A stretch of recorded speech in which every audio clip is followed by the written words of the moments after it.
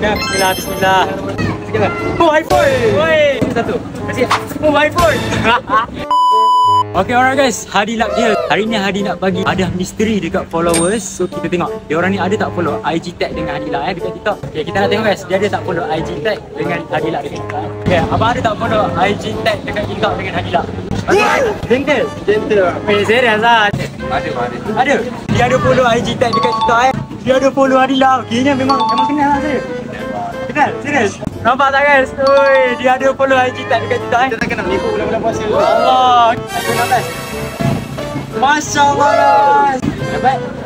Kabel. Okay, dah. Bismillah, bismillah. Mariah sikit. Sikit lah.